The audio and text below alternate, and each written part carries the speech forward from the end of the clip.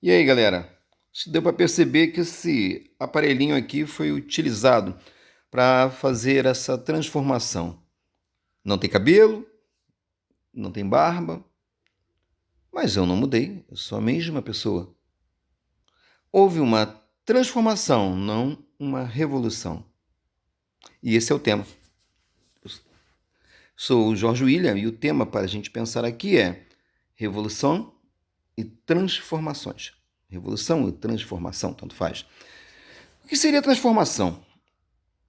A sua história vive trabalhando o tema, né, dizendo que as sociedades elas passam por transformações, mantém algumas coisas, tem alguma manutenção de algumas coisas, mas ela é também algo que se transforma.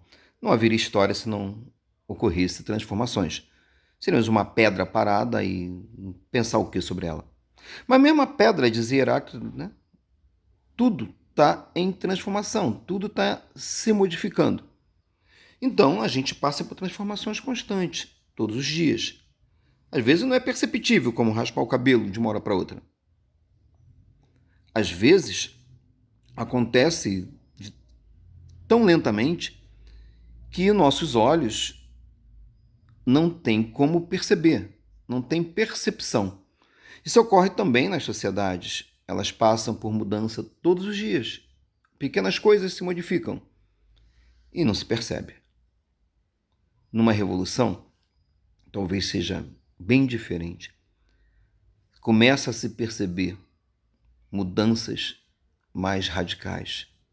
Uma revolução é, na verdade, uma transformação radical da sociedade. Isso é uma revolução, quando a sociedade, dentro dos seus pilares, da raiz que a mantém em pé, começa a ser transformado, derruba-se a raiz, transforma-se toda a sociedade. Por isso é radical, de raiz. Uma revolução não é algo que se faz sem radicalidade. É necessário que a sociedade ou o grupo dela que esteja fazendo a revolução tenha uma certa radicalidade. Aqui não há uma defesa nem da radicalidade ou não, mas é necessário para uma revolução. Senão não se modifica totalmente.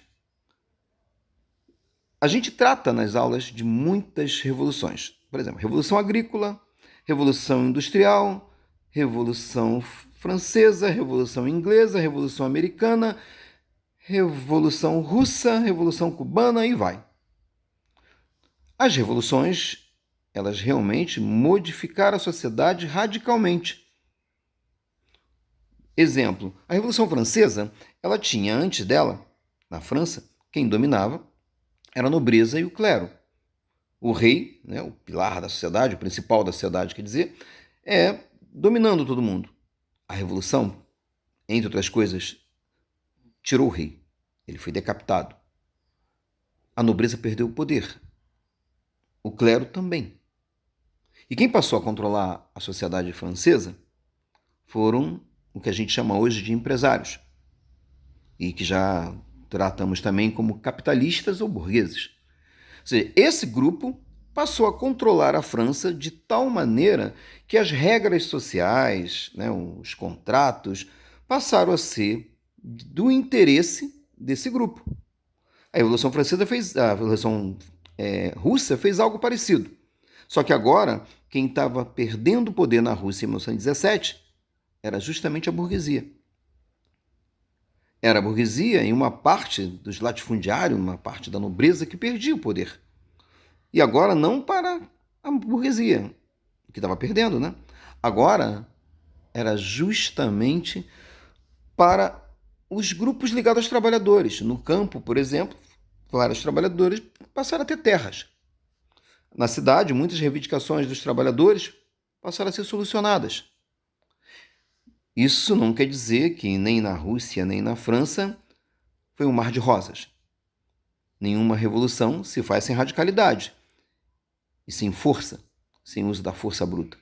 Cortar o cabelo, a gente usa um aparelhinho, né? Na França, eles decapitaram o rei com a guilhotina. Na Rússia, tomou-se poder baseado nas armas.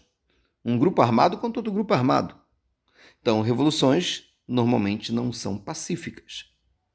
Quem quer revolução pacífica está querendo uma outra coisa. está querendo transformações. Transformações sem grande mudança. Até porque, com grande mudança, a classe que domina, a classe que normalmente explora a sociedade, ela não aceita. E aí, obviamente, que há um conflito social, um conflito que, mais do que um conflito legal, né, aquele que vai dar na justiça e na lei, é um conflito que vai dar nas ruas, vai dar em rebeliões, em pancadaria e etc. As revoluções, portanto, elas têm esse grau de violência. Todas elas tiveram. Por outro lado, existem algumas coisas que parecem revoluções, mas não são. Exemplo, as revoltas. Um povo pode se revoltar, sei lá, bater de frente porque estão lá, o preço da passagem está caro. E aí o povo vai para a rua, se revolta. Mas isso não muda a sociedade.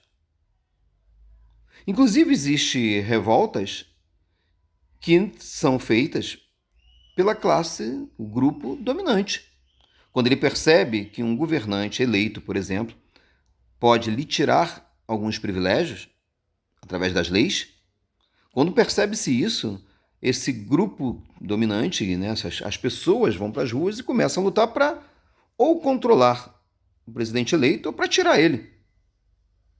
Ou seja, não aceita as eleições e não aceita a mudança que o eleito está fazendo. Então, uma revolta pode realmente ser popular e transformadora, transformar alguma coisa.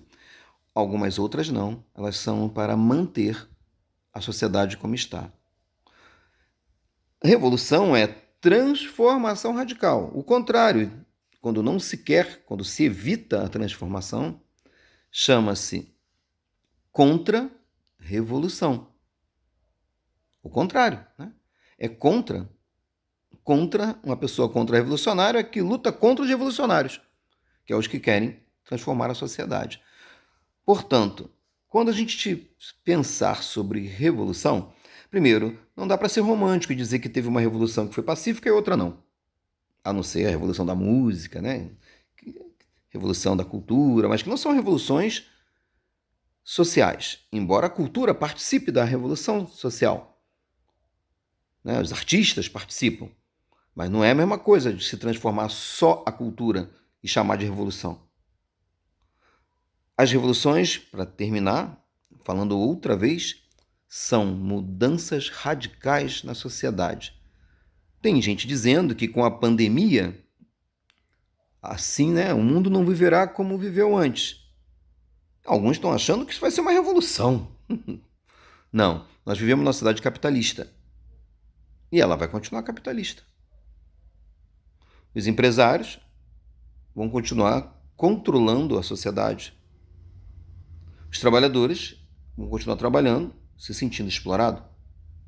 E vão ter que lutar por aumento de salário, coisas do tipo. Então, portanto, a pandemia não é por si só revolucionária. Não tem como. Ela, no máximo, nos dará consciência de que alguma coisa deveria ser modificada. E como agir para modificar vai depender da sociedade e não de um mero professor. Ou só de você. Uma transformação desse tipo ela é coletiva, é feita por um grupo social maior. Terminando, repetindo a frase de mais uma vez. Revolução é transformação radical. Transformação são mudanças que podem ser pequenas ou grandes. E para terminar mesmo agora, um vídeo não substitui professor nenhum. Um vídeo não substitui sala de aula nenhum.